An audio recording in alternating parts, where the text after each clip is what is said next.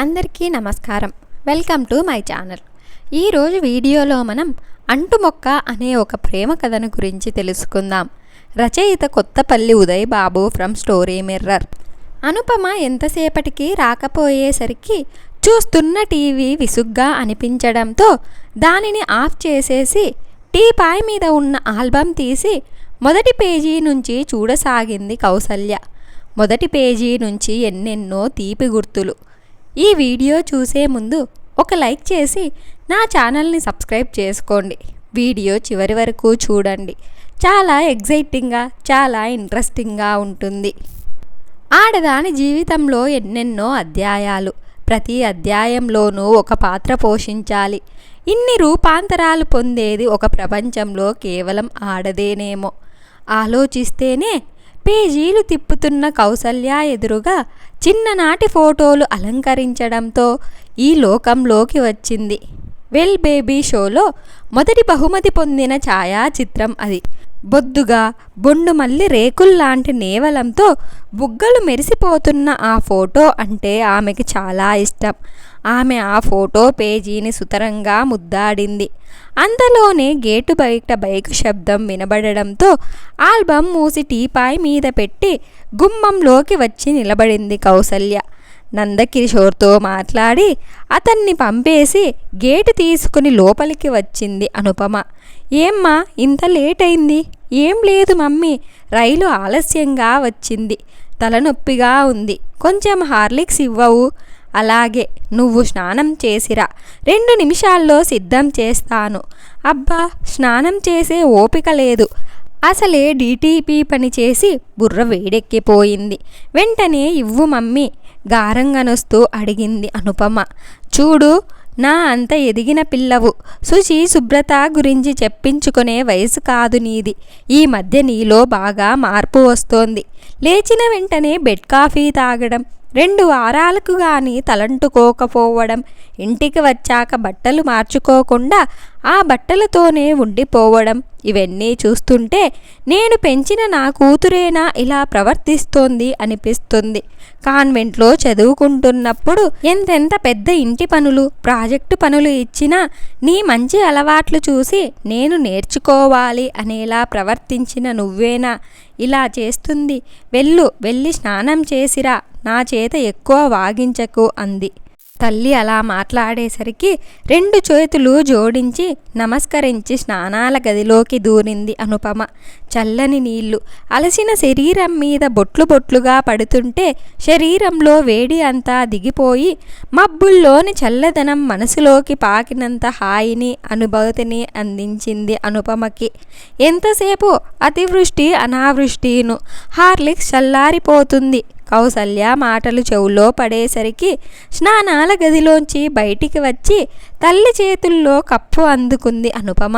గదిలోకి వెళ్ళి బట్టలు మార్చుకో, నీతో మాట్లాడాలి అంది కౌసల్య.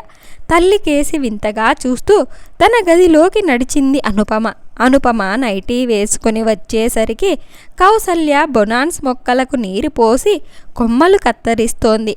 కౌసల్యకు మొక్కలంటే పంచప్రాణాలు. పట్నవాసంలో, అందున అపార్ట్మెంట్ నాగరికత అభివృద్ధి చెందాక నచ్చిన మొక్కలు నేలలో నాటుకొని చక్కగా పెంచుకొని వాటి ఫలాలు ఆస్వాదించే అదృష్టం ఎలాగో లేదు. అందుకే తాను బొనాన్సియా మొక్కల పెంపకాన్ని ఎంచుకుంది. గ్రౌండ్ ఫ్లోర్లో ఎన్నో అంటు మొక్కలను పెంచుతోంది. వాటిని కూతురు తాకినా తిడుతుంది. ఒక విధంగా తనకంటే అవంటే ఎక్కువ ఇష్టమేమో అన్నంత ప్రేమగా తల్లి వాటిని పెంచడం చూసి అనసూయతో ఆ మొక్కల్ని కసితీరా పీకేయాలనిపిస్తుంది అనుపమకి. ఆ పని పూర్తి చేశాక కౌసల్య వచ్చి సోఫాలో కూర్చుంది. అనుపమ వచ్చి తల్లి వడిలో తలపెట్టి పడుకుంది. ఇప్పుడు చెప్పమ్మా, ఏదో మాట్లాడాలన్నావు. అవును, ముక్కుసూటిగా ఒకటడుగుతాను, చెబుతావా అంది కౌసల్య. అడుగు. నందకిషోర్ మీద నీ అభిప్రాయం? తల్లి నుంచి ఊహించని ప్రశ్న ఎదురయ్యేసరికి సంభ్రమాశ్చర్యాలతో నిటారుగా లేచి కూర్చుంది అనుపమ. ఏమిటమ్మా, దేని గురించి నువ్వు అడిగావు? తాను తప్పుగా విందేమో అన్న భ్రమతో తల్లిని అడిగింది మళ్ళీ. అదే నందకిషోర్ మీద నీ అభిప్రాయం ఏమిటి అని అడుగుతున్నా స్థిరంగా అడిగింది కౌసల్య. అమ్మ, నువ్వు ఎంత మంచిదానివి. సరిగ్గా నా మనసు విప్పి నీతో మాట్లాడదామనుకుంటున్న విషయం కూడా ఇదేనమ్మా. అంటే నువ్వు నందకిషోర్ని ఇష్టపడుతున్నావా? అతని గురించి నీతో చెప్పి నీ అనుమతితో మాత్రమే పెళ్లి చేసుకుందామని అనుకున్నానమ్మా. అలాగా? మరి అతనికి నీ మీద అభిప్రాయం ఏమిటో తెలుసుకున్నావా? ఓ, అతనికి నేనంటే పిచ్చి ప్రేమ. రోజు ఉదయం నేను రైలు ఎక్కే వరకు పడిగాపులు కాస్తాడు. మళ్ళీ సాయంత్రం నేను రైలు దిగేసరికి నన్నే తీసుకెళ్ళడానికి సిద్ధంగా ఉంటాడు. నన్ను పైసా తీయనిట్లేడు. ఆడపిల్ల చేతి డబ్బులు ఖర్చు పెట్టించేటంత సిగ్గుమాలిన వాడిని అనుకుంటున్నావా అంటాడమ్మా. అనుక్షణం నన్ను నవ్విస్తూ ఉంటాడు. నేను విచారంగా ఉండడం తనకస్సలు ఇష్టముండదు. ఇప్పుడు చెప్పు, తనంటే నీ అభిప్రాయం? ఎదురు ప్రశ్న వేసింది అనుపమ. ఈ ప్రశ్నకు రేపు సమాధానం చెబుతాను అన్నట్టు రేపు రెండో శనివారం. నీకు కూడా సెలవే కదా. రేపు నర్సరీకి వెళ్దాం. 2 మొక్కలు గ్రాఫ్టింగ్ చేయించుకు వద్దాం, సరేనా? అలాగే, కానీ ఇప్పుడే చెప్పమ్మా ప్లీజ్ అని బ్రతిమలాడింది అనుపమ. లేదు పిచ్చి మొద్దు, నన్ను బాగా ఆలోచించుకొని. నేనేం చేసినా నీ మేలు కోరే కదా చేసేది అంది కౌసల్య చెమర్చిన తన కళ్ళ తడి అనుపమ చూడకుండా దాచే ప్రయత్నం చేస్తూ. అమ్మ, ఈ మధ్య నువ్వన్నట్టు నాలో చాలా మార్పు వచ్చినట్టుంది. ఎందుకో ఎవరో నన్ను నీ నుంచి దూరంగా లాక్కుపోతున్నట్టుగా అనిపిస్తుంది. మళ్ళీ ఆ లాక్కుపోతున్న హస్తం స్నేహపూర్వకంగానే ఉంది. అయినా సరే నిన్ను విడిచి నేను బ్రతకలేనమ్మా, నేను బ్రతకలేను. అంతలోనే తల్లి ఒడిలో ముఖం దాచుకుని ఏడవసాగింది అనుపమ. ఛా, తప్పు కదూ. ఆడపిల్ల ఎప్పుడూ ధైర్యంగా ఉండాలి. అలా ఏడవచ్చా? నీకు నేను లేను. లే, భోజనం చేద్దామంటూ కూతురి కళ్ళు తుడిచి భోజనాల బల్ల వద్దకు నడిచింది కౌసల్య.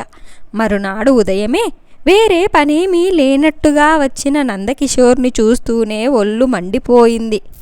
ఆయన ఆప్యాయంగానే మాట్లాడింది కౌసల్య.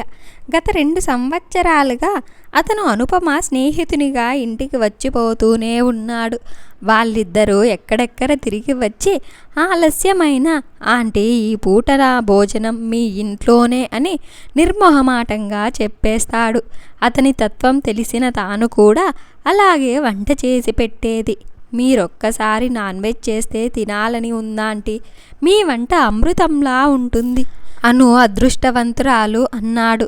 ఒకరోజు భోజన సమయంలో, నువ్వలా చెప్పు నాయనా, అసలే లావెక్కిపోతున్నానని డైటింగ్ పేరుతో అమ్మ నన్ను నియంత్రిస్తోంది. దానికి మళ్ళీ నీ సపోర్టా అంది అనుపమ చిరుకోపంగా. ఆయుటు మాత్రం నీ బరువులో ఏమాత్రం తేడా రాకుండా నీకు కావలసినన్ని కొనిపెడుతూనే ఉన్నాగా అనేసి నాలిక కరుచుకున్నాడు నందకిషోర్. తనకేమీ పట్టనట్టుగా ఉంది కౌసల్య. నీకు నా చేతులతో చేసి పెట్టలేనిది నువ్వు అడిగిన మాంసాహారం ఒక్కటేనయ్యా. ఎందుకంటే మనిషికి జన్మతః కొన్ని లక్షణాలు, ఆహారపు అలవాట్లు వస్తాయి. చిన్నతనం నుంచి శాకాహార వాతావరణమే తప్ప మరో వాతావరణం తెలియని నేను ఈవేళ ఆ అలవాటు చేసుకోలేను. ఆ వాసన అంటేనే పడదు నాకు. మళ్ళీ జన్మలో చూద్దాంలే అంటూ తేలికగా నవ్వేసింది కౌసల్య. పోనీ కనీసం అనుపమకైనా అలవాటు చెయ్యండి. నా స్నేహంలో ఆ పాటి మంచి లక్షణం నేర్చుకోకపోతే ఎలా? భవిష్యత్తులో తాను అలవాటు పడాలిగా అన్నాడు నందకిషోర్. నాకే మా అవసరం లేదు బాబు అంది అనుపమ సాగదీస్తున్నట్టుగా. రేపు పెళ్ళయ్యాక అవసరమైతే అయినా సరే అలవాటు లేని పనులు నేను చెయ్యనయ్య బాబు. వాడికి కావాల్సొస్తే ఏ మిలిటరీ హోటల్కో పోయి తినమంటాను. అది నేనే అయితే అన్నాడతను అరోక్తిగా. నువ్వా? అయితే అప్పుడు చూద్దాంలే అంది అనుపమ వెక్కిరించి. కౌసల్య మధ్యలో అందుకుంది. పోనీ నువ్వే నీ అలవాట్లు మార్చుకొని శాకాహారిగా మారిపోవచ్చుగా. భలేవారాంటీ, మాంసాహారం మీరు తినలేదు కానీ తింటే అసలు వదిలి పెడతారేంటి? సరిగ్గా వండాలి కానీ వండితే మొత్తం మీరొక్కరే లాగించేస్తారు తెలుసా. అయినా అది మానడం నాకు అసాధ్యం. ఎందుకంటే మాంసాహారాలకున్న బలహీనత దాన్ని మానలేకపోవడమే. అయినా వాటి ధరలు ఈవేళ మేము కూడా కొనలేని దశలకు చేరుకుంటున్నాయంటే మీ శాకాహారులే కారణమంటారు మా వాళ్ళంతా అని తన జోక్కి తానే నవ్వేసి అంతలోనే సీరియస్గా, దయచేసి నన్ను మాత్రం మానమని మీరేనాడు సలహా ఇవ్వకండాంటి, అయినా ఇక ఆ విషయం వదిలేద్దాం అన్నాడు నందకిషోర్. చూసావా, సరిగ్గా నా దారిలోకే వచ్చావు అంది కౌసల్య కూడా. యథాప్రకారం ముగ్గురి భోజనాలు పూర్తయ్యాయి. అను ఏదైనా సినిమాకు వెళ్దామా అన్నాడు లేవబోతూ. అరే, మేము వేరే కార్యక్రమం నిర్ణయించుకున్నాం నందు, నర్సరీకి వెళ్ళి రావాలి. పైగా నువ్వు టీడీపీ పనిలో ప్రూఫ్ కరెక్షన్ ఏదో చేయించుకోవాలన్నావు కదమ్మా అంది అనుపమను ఉద్దేశించి కౌసల్య. నేనెప్పుడన్నాను అనబోయి తల్లి కంటి సైగ చూసి ఆగిపోయింది అనుపమ. అవును నందు, ఈవేళ రేపు నన్ను ఎక్కడికి రమ్మనకు, చాలా ఎక్కువ పనుంది ప్లీజ్ అంది కళ్ళతో బ్రతిమిలాడుతున్నట్టుగా. ఏమనుకున్నాడో ఏమో నందకిషోర్ మరేమీ మాట్లాడకుండా. అతనికి కౌసల్యతో వాదించడం అంటే చాలా ఇష్టం. ఎంతసేపు తన దృష్టితోనే ఆలోచించడం మాని ఎదుటివారి స్థానంలో నిలబడి ఆలోచిస్తే ఫలితం వేరుగా ఉంటుంది అంటుంది. నా పరిస్థితిని బట్టి నేను ఆలోచిస్తాను గాని ఎదుటివాలిరా నేనెందుకు ఆలోచిస్తాను అంటాడతను. వీరిద్దరి వాదన తమాషగా ఉంటుంది అనుపమకు.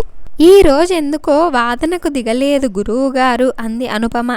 అది ఒకందుకు మంచిదే, పద పద వెళ్దాం అంటూ తయారవ్వడానికి ఉద్యుక్తురాలయ్యింది కౌసల్య. కౌసల్య వారి ప్రేమను యాక్సెప్ట్ చేస్తుందా లేకపోతే రిజెక్ట్ చేస్తుందో పార్ట్ 2లో మనం చూద్దాం. ఈ వీడియో కనుక మీకు నచ్చినట్లయితే ఒక లైక్ చేసి స్టోరీ ఎలా ఉందో కామెంట్ చేయండి. నా ఛానల్ ఇంకా సబ్స్క్రైబ్ చేసుకోకుంటే వెంటనే సబ్స్క్రైబ్ చేసుకోండి.